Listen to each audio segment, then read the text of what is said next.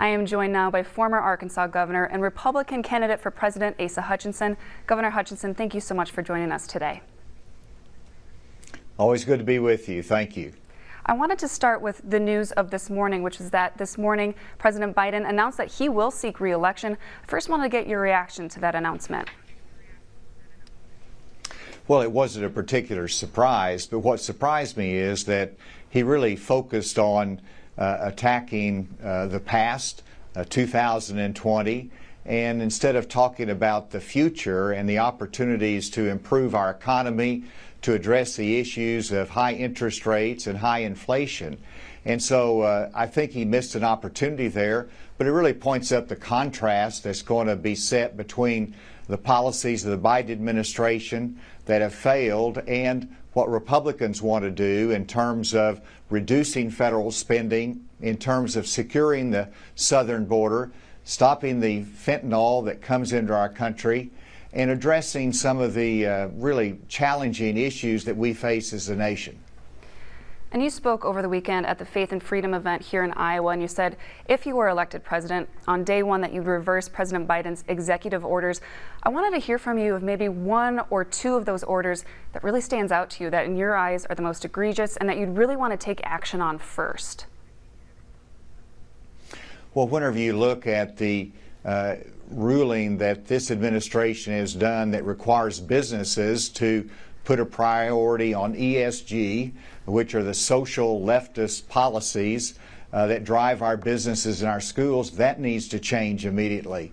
Whenever you look at the fact that he immediately reversed the prior administration security policies at the border, that needs to be done away with. We need to start funding the operations there more aggressively. So those are just a couple of things that he did through executive orders, and the list goes far beyond that. Now, moving back to 2020, you endorsed then President Trump for re-election, but as we fast forward to today, of course, he is your opponent in this race. And recently, while you were here in Iowa talking to a reporter, you were quoted saying, if you don't say I'm different from Donald Trump, that I'm going to provide different leadership than he does, then why are you in the race? So I wanted to hear from you, why do you believe Iowans should move away from former President Trump? Well, first of all, we want to move away from the policies of the Biden administration. To do that, we have to win. And the best opportunity to win is to provide new leadership that can compete on the issues that have a vision positive about America in our future. And I don't believe that's Donald Trump, who lost in 2020 to Joe Biden. Let's don't replay that scenario again. And so I think we do need to have alternatives. That's why I'm in there. There's substantive differences as well with Donald Trump that we can talk about during the campaign. By and large, I want to be able to focus on that we need to have a pro-growth energy policy.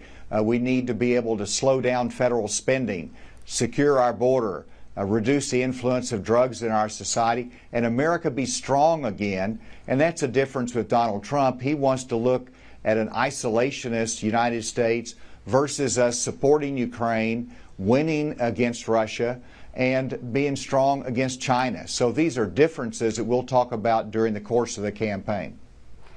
And moving here to Iowa, abortion remains legal up to 20 weeks, but we are awaiting an opinion from our Iowa Supreme Court on a bill signed by Governor Reynolds, which would ban abortion around the 6-week marker, around when cardiac activity is discovered. So for Iowans to understand, if elected president, would you want those decisions to be made at the state level, or do you believe there should be some federal legislation when it comes to abortion? I would prefer that these issues be resolved at the state level. But let me emphasize the Democrats are going to be pushing a very open abortion policy if they have control of the House. And so if you have the choice, I'd rather have a national pro-life policy versus a pro-abortion policy.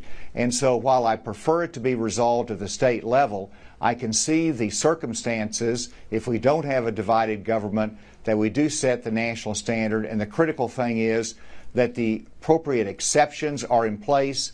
Well, I would look at that legislation, and if accomplished the objectives, I would sign it in terms of saving lives and recognizing that there's an appropriate exceptions that are necessary for rape, incest, and when the life of the mother is in danger.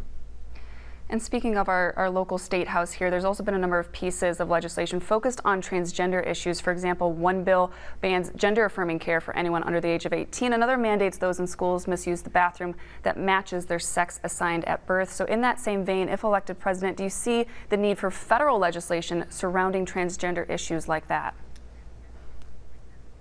I hope not. I hope that this is something that can be handled at the state level. Obviously, I signed legislation that protects women's sports, saying that biological males cannot compete in women's sports.